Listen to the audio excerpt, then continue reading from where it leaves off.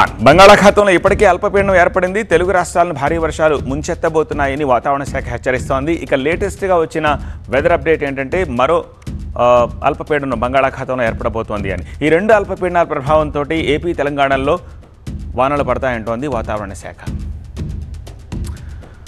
ఒడిశా తీరానికి సమీపంలో పశ్చిమ మధ్య బంగాళాఖాతంలో ప్రస్తుతం అల్పపీడనం కేంద్రీకృతమై ఉంది. మరోవైపు నైరుతి రుతుపవనాలు కూడా చురుగ్గానే కదులుతున్నాయి. వీటి ప్రభావంతో కోస్తాలో విస్తారంగా వర్షాలు కురుస్తాయని, 1-2 చోట్ల అతి భారీ వానలు కూడా కురుస్తాయని అధికారులు అంచనా వేస్తున్నారు.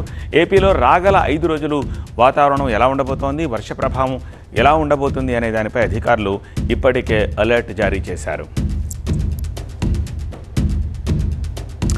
వారం రోజుల పాటు వర్ష సూచన ఉంది కాబట్టి కోస్తాలో విస్తారంగా వర్షాలు కురిసే అవకాశం ఉన్నట్టు, తీరం వెంబడి బలమైన ఈదురుగాలులు వీస్తాయని చెప్తున్నారు. అల్లకల్లోలంగా మారే అవకాశం ఉంది సముద్రం అంటున్నారు. అలాగే మత్స్యకారులు వేటకు వెళ్లవద్దని సూచిస్తున్నారు.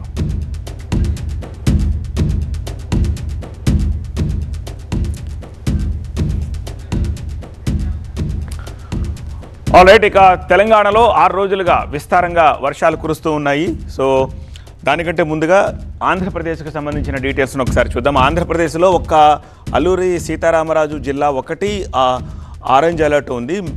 మిగిలినంతా కూడా ఎంటైర్ స్టేట్ అంతా కూడా ఎల్లో అలర్ట్ కనిపిస్తుంది, మీరు గమనించవచ్చు. సో మొత్తం రాష్ట్రం అంతా కూడా మేఘావృతమై ఉంటుంది.